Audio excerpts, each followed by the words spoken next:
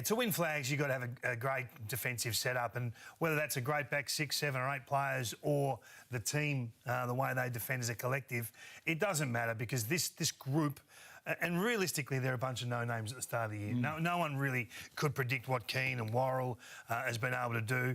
They've gone without Murray for large chunks of the season, back in playing some solid footy, and Michael only back in only helps his group even further. But you've got to acknowledge what they've done against the very best teams in the competition. So we're only comparing the numbers against top 8 teams, those that are still there when the whips are cracking. So they're the number 1 team denying opposition score from any form of possession. So wherever they get the ball, it doesn't matter. They're able to gridlock, they're able to stand up behind the ball and intercept or disrupt.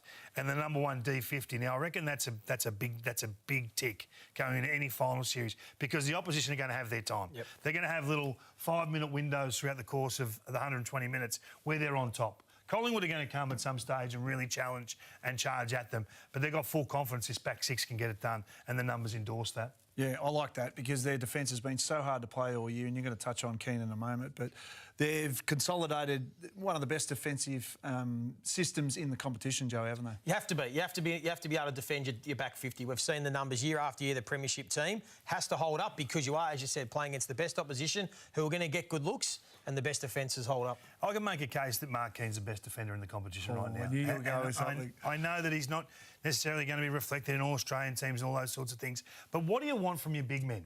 You want them to be able to stand tall in one-on-ones. I think he's lost 3 of 62 for the year.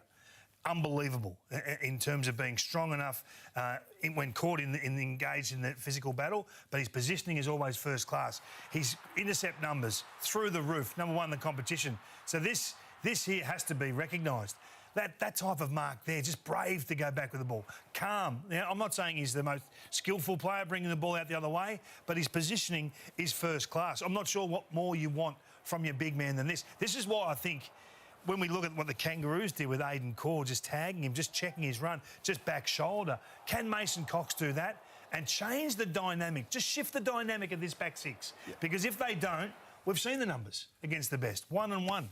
So you're not going to get through if you just put magnet to magnet. You've got to do something, and I think Craig McRae's got this in him.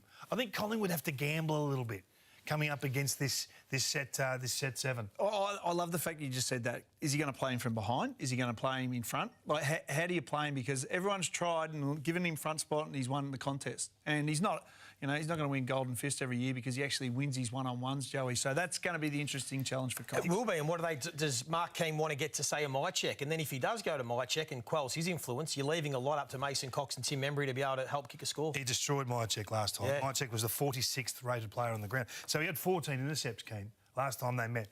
Craig McRae knows he has to do something about this man. Yep, he's going to be the red jumper tomorrow night. Joey, your first